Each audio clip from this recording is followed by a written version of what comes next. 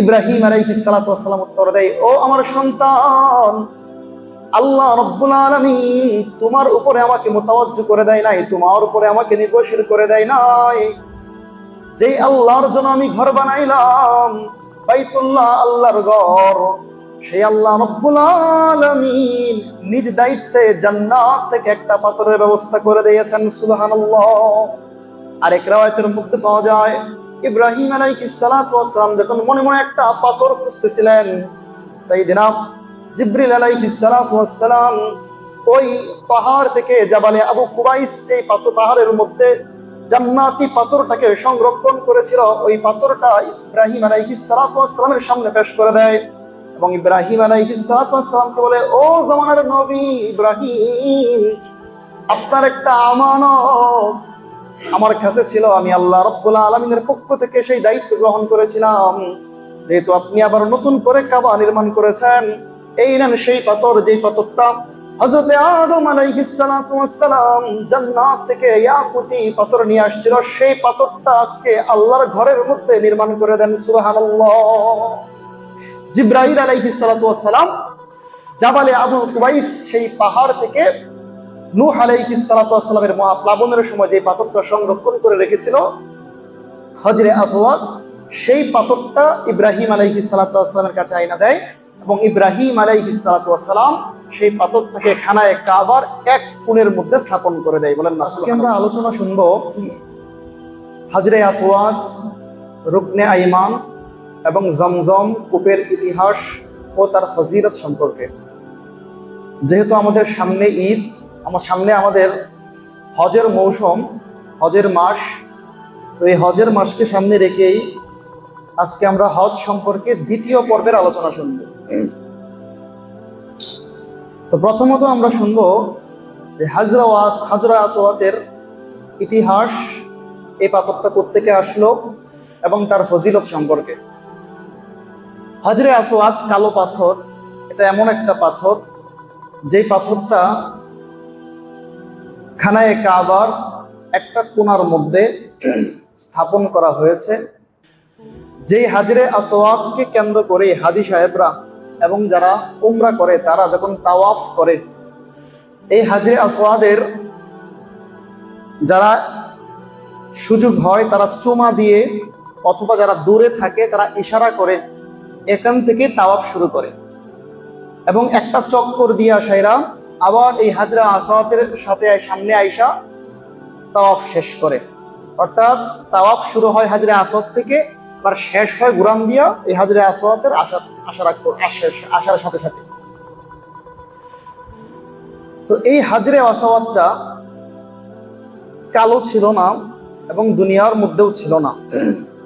এই হাজরে আসওয়াদ পৃথিবীতে কিভাবে আসছে তার ইতিহাস সম্পর্কে তাফসিরে কুরতুবীর 17 নম্বর খণ্ডের 261 নম্বর পৃষ্ঠার মধ্যে পাওয়া যায়। ওই জায়গার মধ্যে আসছে যে হাজরে আসওয়াদের ইতিহাস সম্পর্কে।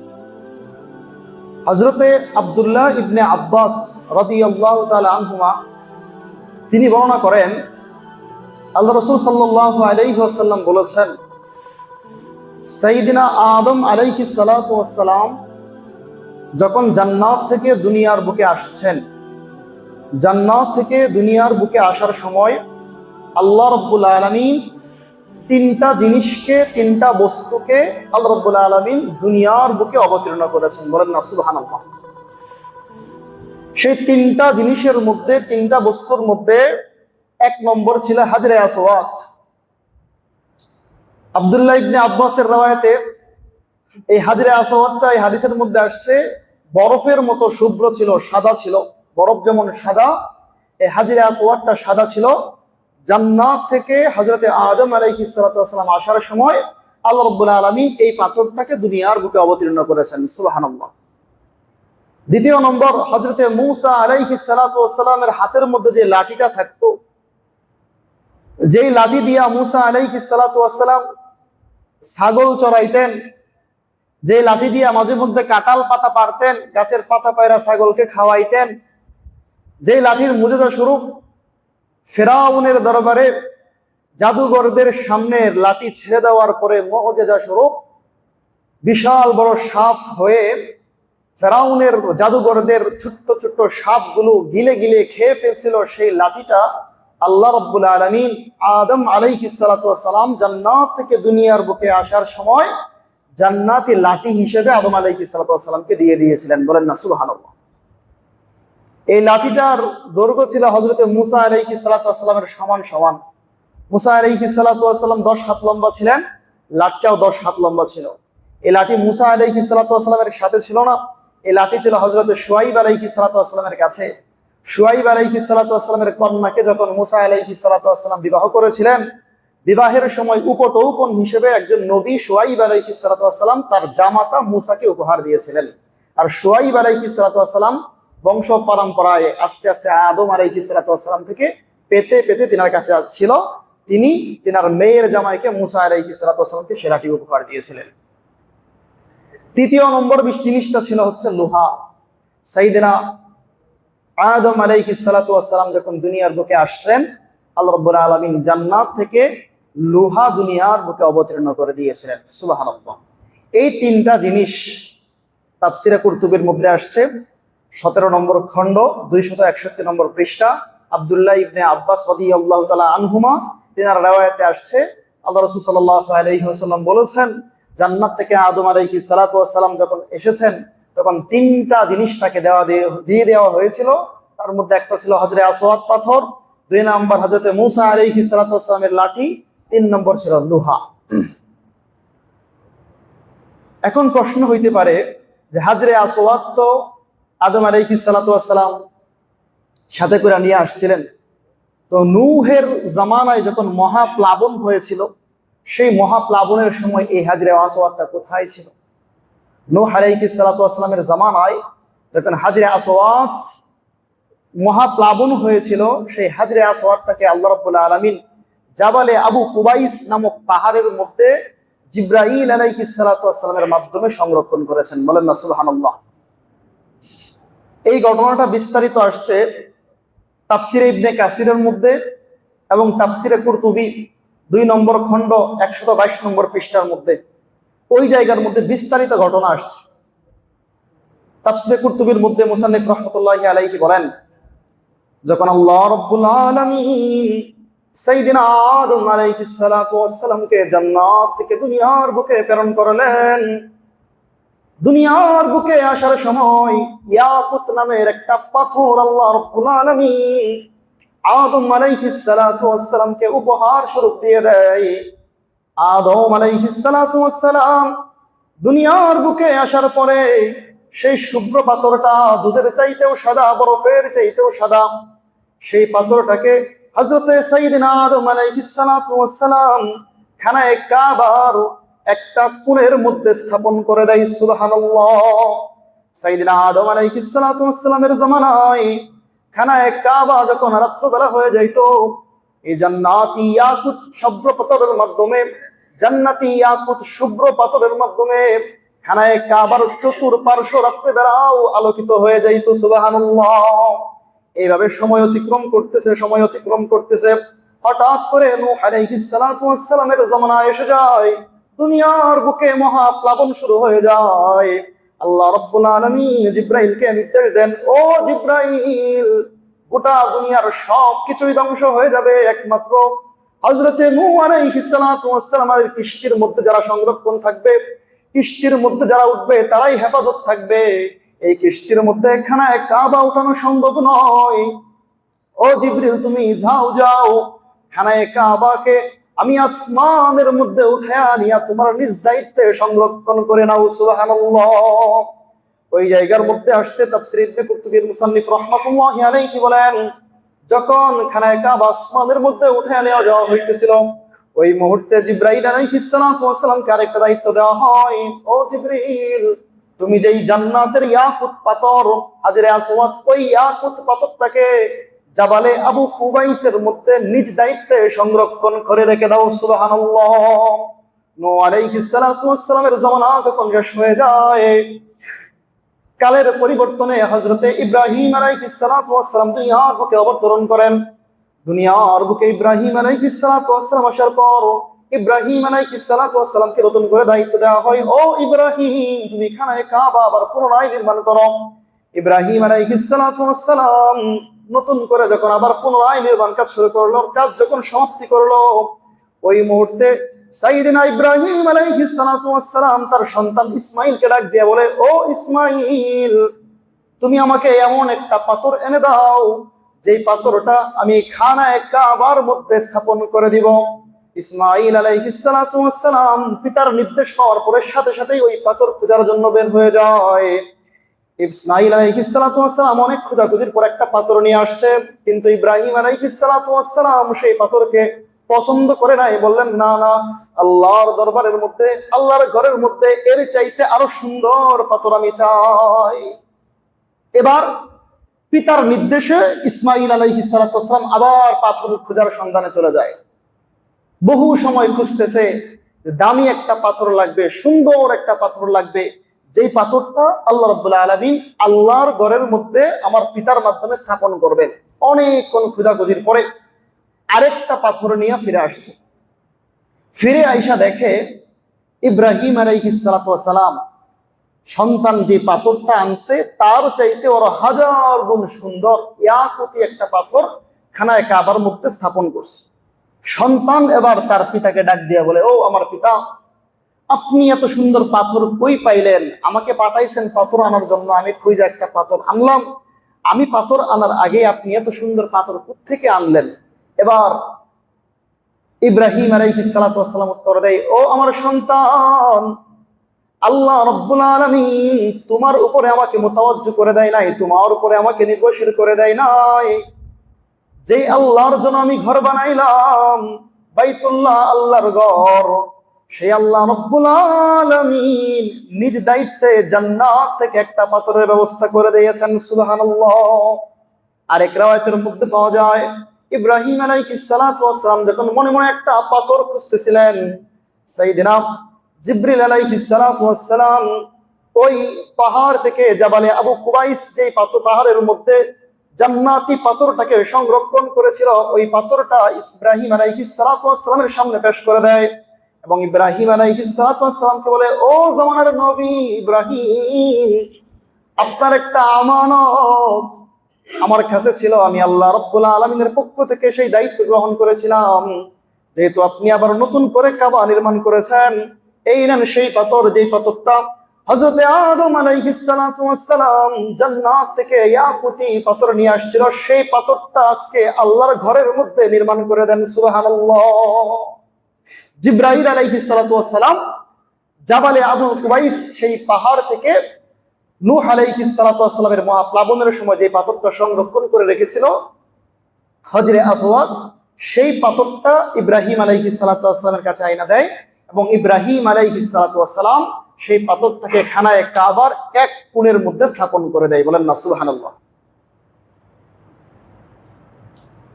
তো আমরা বুঝলাম এই পাথরটা দুনিয়ার কোনো পাথর না, এই পাথরটা জান্নাতি পাথর। এই পাথরটা হযরতে আদম আলাইহিস সালাতু ওয়াস সালামের সাথে করে দেওয়া হয়েছিল নূহ আলাইহিস সালাতু ওয়াস সালামের মহাপ্লাবনের সময়। জাবালে আবুল কুবাইস পাহাড়ের মধ্যে জিবরাইল আলাইহিস সালাতু ওয়াস সালাম সংরক্ষণ করেছেন এবং ইব্রাহিম আলাইহিস সালাতু ওয়াস সালাম যখন নতুন করে আবার পুনরায় নির্মাণ করেছেন, জিবরাইলের মাধ্যমে এই পাথরটা আবার ইব্রাহিম আলাইহিস সালাতু ওয়াস সালামকে উপহার দেওয়া হয়েছে। এই হচ্ছে এই পাথরের সংক্ষিপ্ত ইতিহাস। এবার শুনি এই পাথরের ফজিলত। এই পাথরের অনেক ফজিলত আছে, তিনটা ফজিলত আমরা বলবো। এক নম্বর ফজিলত, বুখারী শরীফের হাদিস, আল্লাহ রাসূল সাল্লাল্লাহু আলাইহি ওয়াসাল্লাম তার সাহাবাদেরকে বলেন, ও আমার সাহাবায়ে কেরাম, তোমরা শোনো, হাজরে আসওয়াদ যে কালো পাথর তোমরা দেখতে পাও, এই কালো পাথর এক সময় কালো ছিল না। আল্লাহ রাব্বুল আলামিন এই পাথরটাকে দুধের মতো সাদা, বরফের মতো সাদা করে দুনিয়ার বুকে অবতীর্ণ করেছিল। কিন্তু বনি আদম এই পাথরটাকে চুমা দিতে দিতে, হাতের স্পর্শ করতে করতে বনি আদমের গুনাহগুলো এই পাথরটা টেনেছে। গুনাহগুলো টানার কারণে, বনি আদমকে মাসুম করার কারণে এই পাথরটা নিজে ত্যাগ করে কালো পাথরে পরিণত হয়ে গিয়েছে। সুবহানাল্লাহ।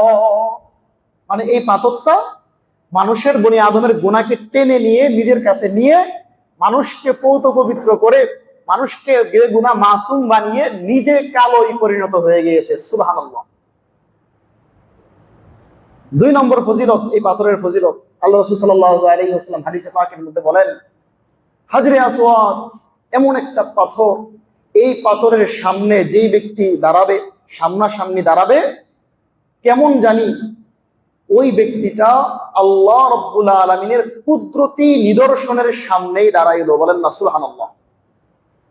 3 নম্বর ফজিলত, আল্লাহ রাসূল সাল্লাল্লাহু আলাইহি ওয়াসাল্লাম বলেন, হাদিসে পাকের মধ্যে বলেন যে এই হাজরে আসওয়াতের ফজিলত কি? আল্লাহ রাসূল সাল্লাল্লাহু আলাইহি ওয়াসাল্লাম বলেন, হাদাল হাজার, এই পাথরটা এমন একটা পাথর, ফাইন্নাহু ইয়াউমাল কিয়ামাতি শাফিউন ওয়া মুশাফফাআহ। আল্লাহ রাসূল বলেন এটা এমন একটা পাথর, কাল কিয়ামতের দিন শাফিউন, এই পাথরটা মানুষের জন্য সুপারিশ করবে। বলেন না সুবহানাল্লাহ। ওয়া মুশাফফাউন, এবং এই পাথরটা যখন সুপারিশ করবে, এই পাথরের সুপারিশগুলোকে কবুল করে নিয়ে ওই মানুষ দুরুদেরকে মাফ করে দেওয়া হবে। সুবহানাল্লাহ। আল্লাহ রাসূল হাদিসের শেষ অংশে বলেন,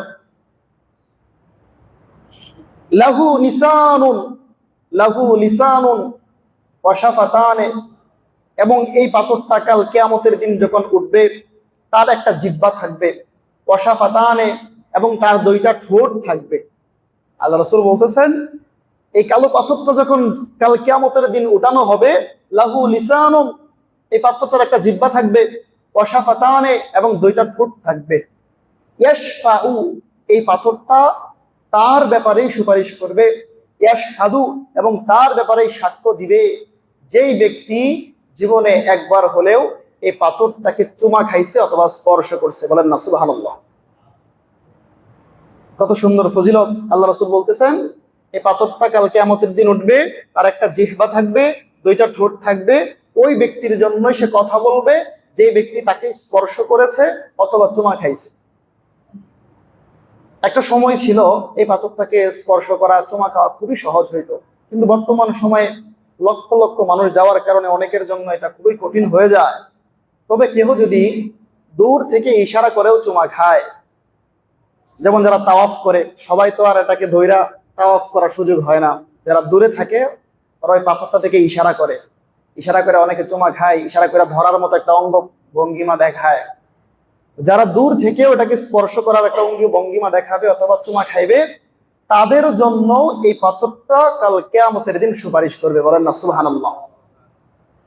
তো এই ছিল হজরে আসওয়াতের ইতিহাস এবং ফজিলত। 2য় নম্বর আলোচ্য বিষয় হচ্ছে আমাদের রুকনে আইমান। খানায়ে কাবা একটা চতুর্ভুজ একটা ঘর, 4টা কোণা আছে। এই 4টা কোণার 4টা নাম আছে। তো একটা কোণার নাম হচ্ছে রুকনে আইমান। এই কোণাটা হচ্ছে খানায়ে কাবার ওই কোণা, যে হাজরে আসওয়াদ যে কোণাটার মধ্যে আছে, তাওয়াফ করার সময় যখন ঘুরে, তাওয়াফ করার সময় হজরে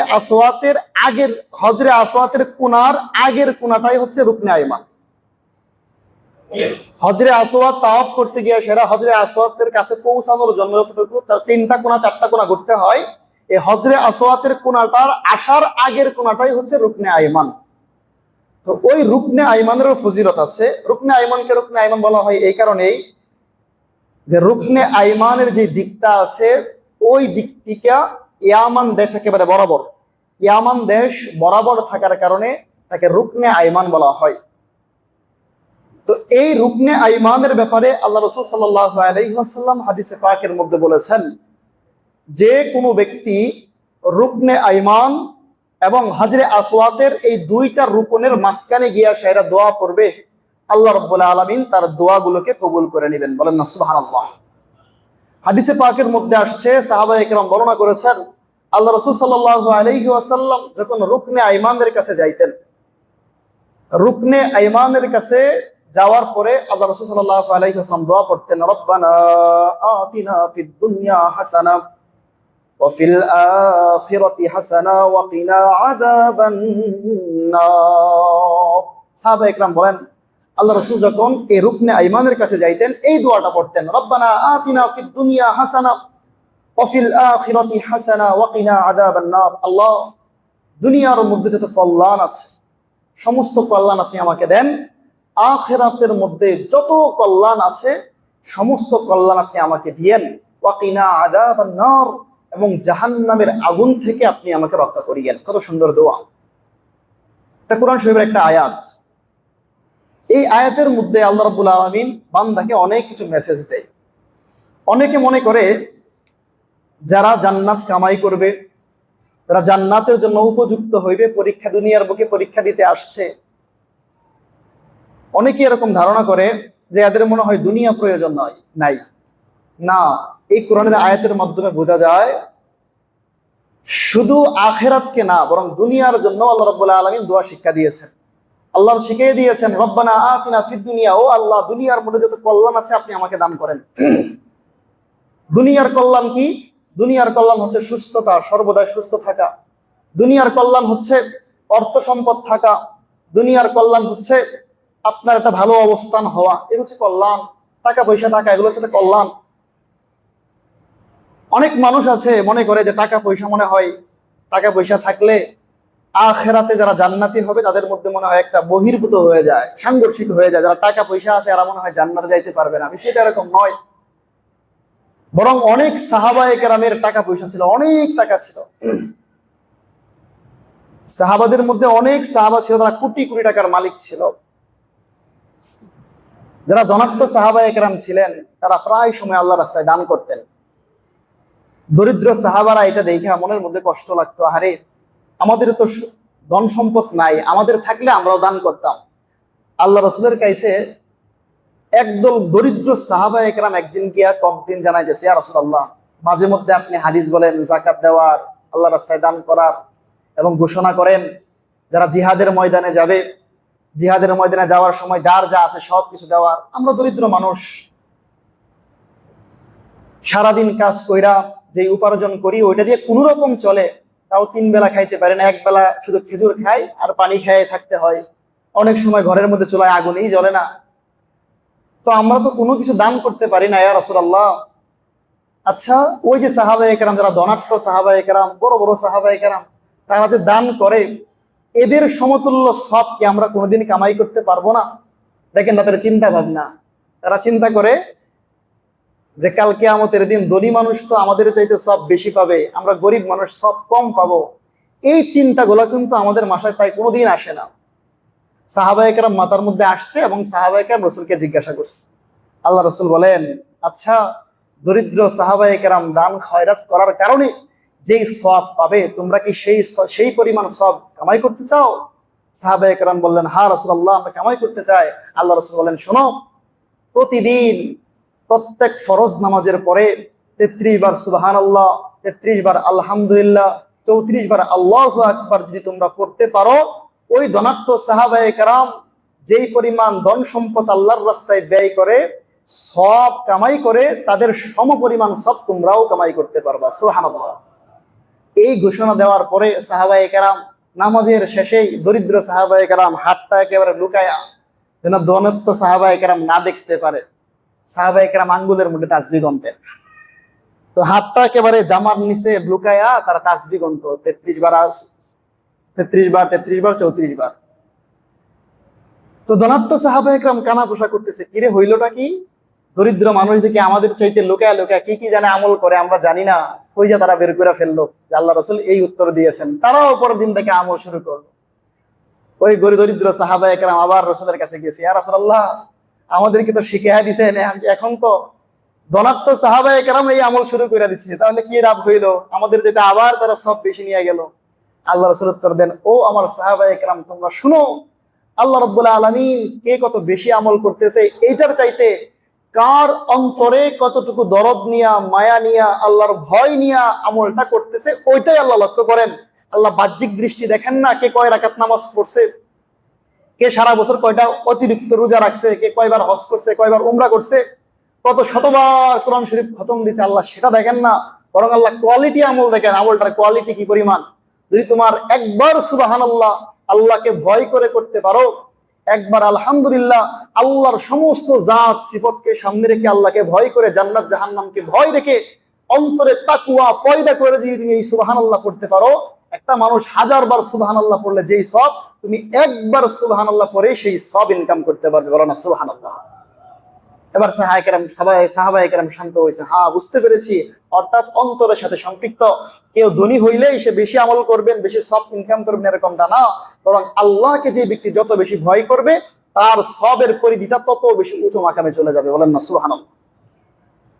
তো বলতেছিলাম রুকনে আইমান, এই রুকনে আইমানের মধ্যে আল্লাহ রাসূল সাল্লাল্লাহু আলাইহি ওয়াসাল্লাম আয়েশা এই দোয়াটা পড়তেন। আরেক হাদিসের মধ্যে আসছে রুকনে আইমানের ফজিলত।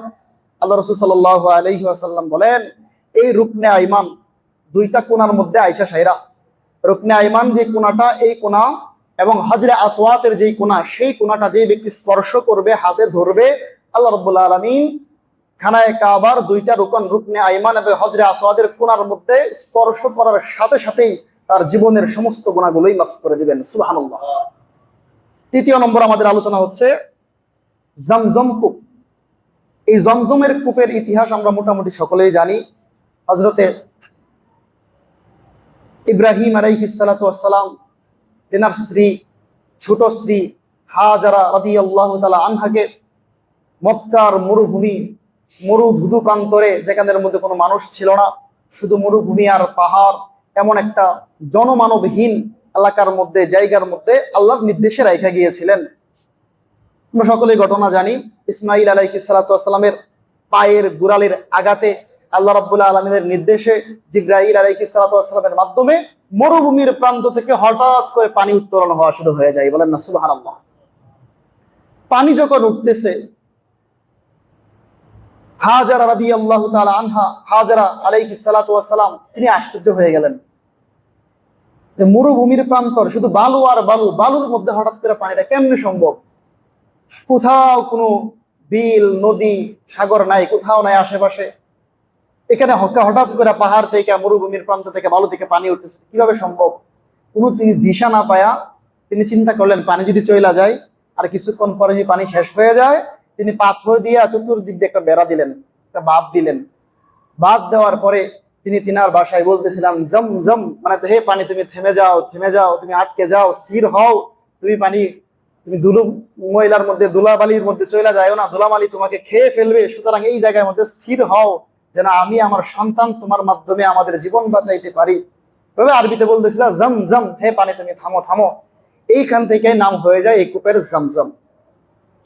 কিছুদিন পরে ওই জায়গা দিয়া বনু জরহুম একটা গোত্র ছিল, ওই বনু জরহুম গোত্র এই রাস্তা দিয়ে অতিক্রম করতেছে। রাস্তা দিয়ে অতিক্রম করার সময় তারা আকাশের দিকে তাকায় দেখে পাখিগুলো শুধু উড়তেছে। মরুভূমির মধ্যে একটা নিয়ম হচ্ছে, যারা সফর করে তারা ভালো করেই জানে, কোনো পশু পাখি পানি ছাড়া ওই জায়গার মধ্যে উড়াউড়ি করে না। যেই জায়গার মধ্যে কূপ আছে, ঝর্ণা আছে, অথবা ছোট ডিঙ্গি আছে, ওই জায়গার মধ্যে শুধু পাখিগুলো উড়াউড়ি করে। কেননা পাখিগুলো এখান থেকে পানি খায়, অথবা ওই পানির মধ্যে কোনো প্রাণী থাকলে তাকে ধইরা খায়। এছাড়া মরুভূমির ওই কোনো জায়গার মধ্যে পাখি উড়াউড়ি সম্ভব না। জরহুম গোত্রের লিডার তিনি চিন্তা করলেন, জীবনে কতবার এই মক্কা নগরে দিয়ে আমরা আসা যাওয়া করেছি, ইয়াসরিফ নগর দিয়ে আমরা আসা যাওয়া করেছি। মক্কার আগের নাম ছিল বাক্কা, তো ওই বাক্কা নগর দিয়ে আমরা কতবার আসা যাওয়া করেছি, কোনোদিন তো পাখি দেখলাম না।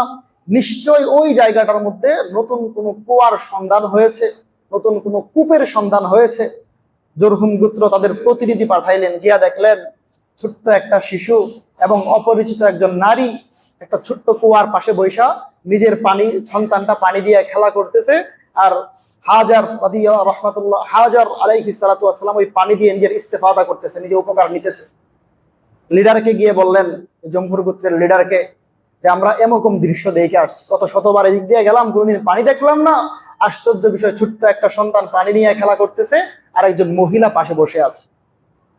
জরহুম গোত্রের প্রধান লিডার গিয়া সেরা চিন্তা করলো, সুবর্ণ সুযোগ, আমাদের কত রাস্তা পাড়ি দিতে হয়, যেখানে আমাদের পানির ব্যবস্থা আছে সেখানে আমরা বসতি গড়া তুলি, যেখানে পানি আছে সেখানে সবুজ শ্যামল হবে, আমাদের উট গোলা, আমাদের ঘোড়া গোলা সেখান থেকে পানি খাইতে পারবে।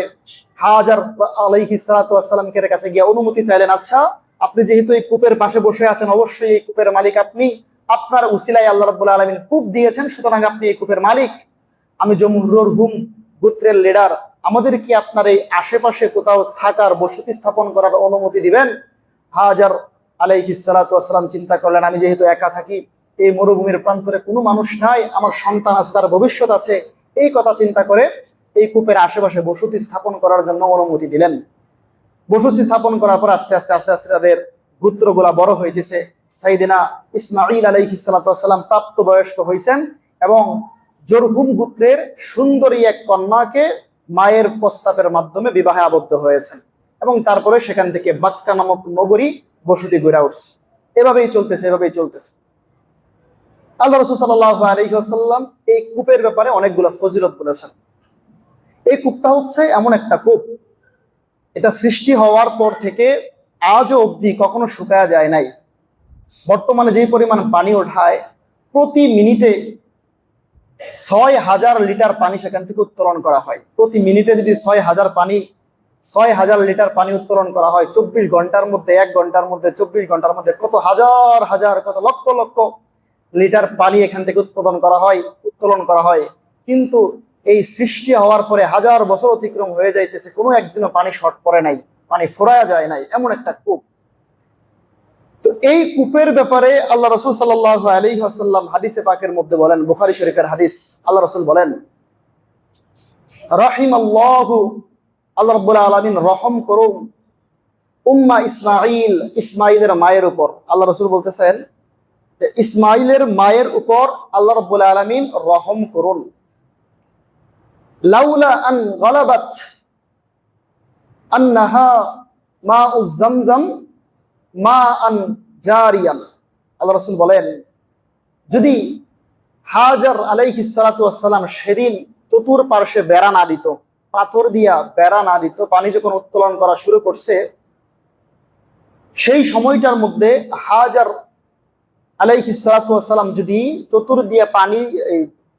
চতুর্দিয়া পাথর দিয়া বেড়া না দিত, তাহলে এই পানিটাকে আমার আল্লাহ রাব্বুল আলামিন প্রবাহমান নদীতে পরিণত করে দিতেন। সুবহানাল্লাহ। ১ নম্বর ফজিলত, অর্থাৎ কিয়ামতের আগ পর্যন্ত এই পানি শেষ হবে না, এই পানি এখান থেকে উত্তোলন হতেই থাকবে।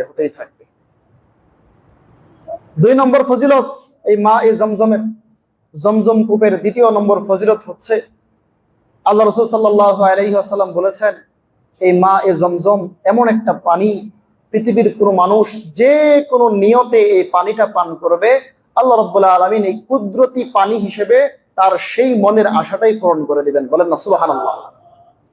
৩য় নম্বর ফজিলত, এই মায়ে জমজমের ৩য় নম্বর ফজিলত হচ্ছে, আল্লাহ রাসূল সাল্লাল্লাহু আলাইহি ওয়াসাল্লাম বলেছেন, কোনো অসুস্থ মানুষ যদি শেফার উদ্দেশ্যে, কোনো অসুস্থ মানুষ শিফার উদ্দেশ্যে, দুনিয়ার বুকে সব চিকিৎসা শেষ, ক্যান্সার রোগ হইলে মানুষ বাঁচে না, আরো বড় বড় রোগ আছে যেগুলোতে দুনিয়ার বুকে চিকিৎসা হয় না, ওই চিকিৎসা ফেল হয়ে গিয়েছে। দুনিয়ার মধ্যে এরকম অনেক উদাহরণ আছে, অনেক নজির আছে। সব চিকিৎসা বাদ, ডাক্তারের লাস্ট পর্যন্ত বলে দিছে, আচ্ছা আপনি শেষ চিকিৎসা হিসেবে উমরাটা কইরা আসেন, উমরায় গিয়া সাইরা জমজমের কুয়ার পানি দিয়া গোসল করেন, ইচ্ছে মতো পানি খায়েন, দেখেন আল্লাহর ওসিলা হয়তো আপনি সুস্থ হতেও পারেন। এরকম অনেক ঘটনা আছে। দুনিয়ার সমস্ত চিকিৎসা শেষ, জমজম কুয়ার পানি দিয়া গোসল করছে, জমজম কুয়ার পানি পেট বইরা খাওয়ার কারণে আল্লাহ রাব্বুল আলামিন তাকে সারা জীবনের জন্য সুস্থ বানিয়ে দিয়েছেন। সুবহানাল্লাহ। তো আল্লাহ রাসূল বলতেছেন, যে ব্যক্তি শিফার উদ্দেশ্যে পানি খাবে, আল্লাহ রাব্বুল আলামিন এই পানির মধ্যে শিফা দান করে দিবেন। বলেন না সুবহানাল্লাহ। ৪র্থ নম্বর ফজিলত হচ্ছে, আল্লাহ রাসূল সাল্লাল্লাহু আলাইহি ওয়াসাল্লাম হাদিসে পাকের মধ্যে আসছেন, শারিবা নবী সাল্লাল্লাহু আলাইহি ওয়াসাল্লাম কাইমান মা'i জামজাম। আল্লাহ রাসূল সাল্লাল্লাহু আলাইহি ওয়াসাল্লাম এই পানি যখন পান করতেন, তিনি দাঁড়ায় দাঁড়ায় পানি পান করতেন। দুনিয়ার অন্যান্য পানি থেকে এই পানিটা যে একটা অন্যরকম পানি, এটা অন্যরকম পানি, সাধারণ কোনো পানি নয়, এটা বোঝানোর জন্য এবং এই পানির প্রতি সম্মান দেখানোর জন্য আল্লাহ রাব্বুল আলামিনের নির্দেশে আল্লাহ রাসূল সাল্লাল্লাহু আলাইহি ওয়াসাল্লাম এই পানিটা দাঁড়িয়ে দাঁড়িয়ে পান করেছেন। বলেন না সুবহানাল্লাহ। যে সংক্ষিপ্ত আলোচনা করলাম, আল্লাহ রাব্বুল আলামিন আমাদেরকে বোঝার তৌফিক দান করুন এবং আমরা যারা এখনো উমরা হজ করতে পারি নাই, আল্লাহ রাব্বুল আলামিন আমাদের মুমিনের হৃদয়ের তামান্না হিসেবে খানায়ে কাবা জীবনে একবার হলে তাওয়াফ করার তৌফিক দান করুন এবং আমাদেরকে কবুল উমরা হজ হিসেবে কবুল করুন। এবং যারা প্রতি বছর এবং যারা একবার দুইবার করেছেন, উমরাতে গিয়েছেন, তাদেরকে আবার লাগাতার যাওয়ার তৌফিক দান করুন। সকলে বলি আমিন। ওয়া আখিরি দাওয়ানা আনিল হামদুলিল্লাহি রাব্বিল আলামিন। যারা সুন্নত পড়ে নাই সুন্নত পড়ে নেই।